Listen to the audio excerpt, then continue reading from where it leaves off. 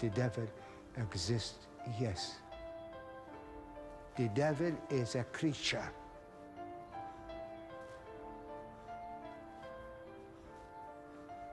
Father Andrew Kusheri, an elderly Catholic priest in Streetsville, Ontario, is an expert on canon law, which includes the rites of exorcism.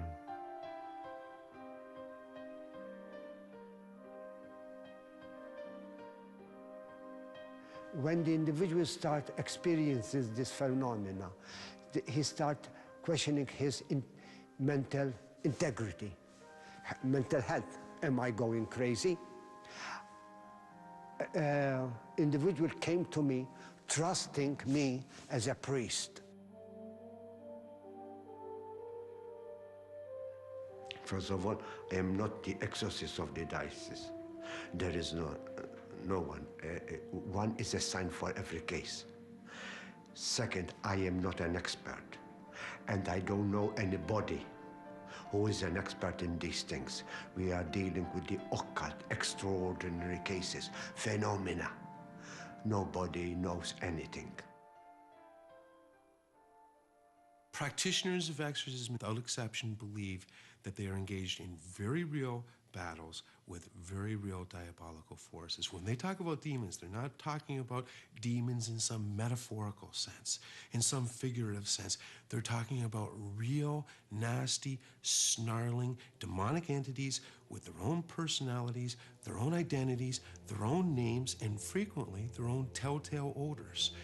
They are convinced that they are engaged in hand-to-hand combat with actual preternatural entities. There's no question about that. The officially sanctioned Roman Catholic exorcism is a rarity, and it is just, there is so much mystique and panache and mystery attached to it.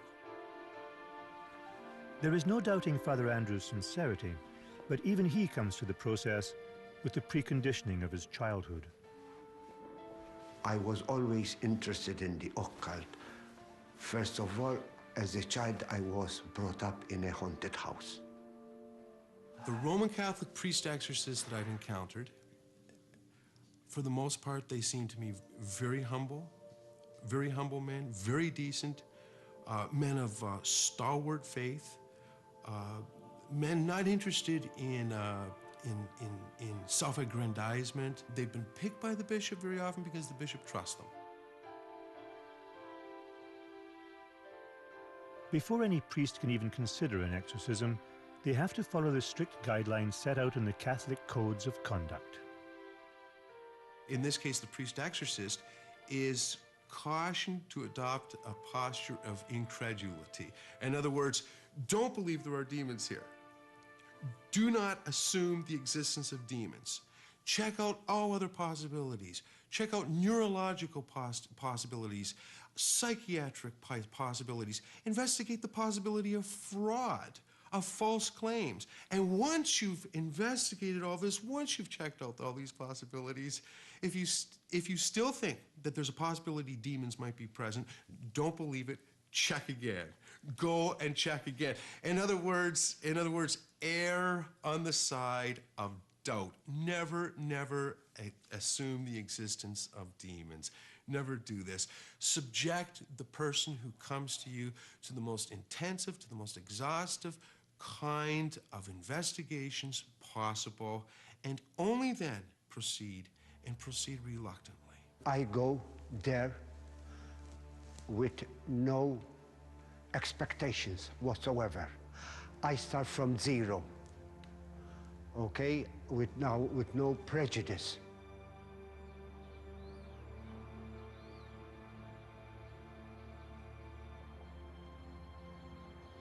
Over a period of 7 months, Father Andrew listened to the experiences of Ray and Kathleen Weiss. He visited the house.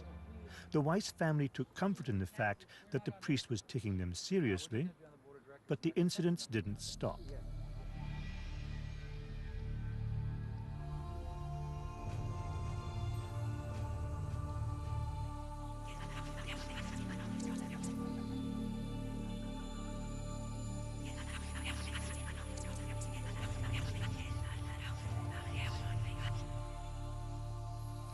A lady by the name of Heather determined, at least in her mind, that there was the spirit of a young man that was there. I've been lying with this rift feeding of energy going from my head right to my toes, almost like a ripple. Something's happening around you. It doesn't appear to be hurting you. It appears to be bothering you. And why? And where does it come from, and why is it here? I had a case where sort of what we read in the old times of the incubus and the succubus.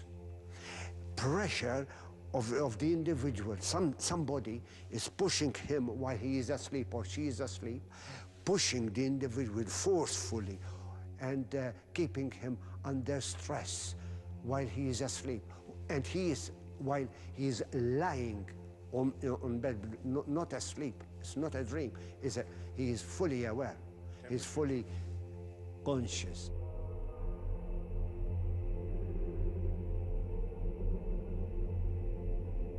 It's very real. When people hallucinate, they really see this.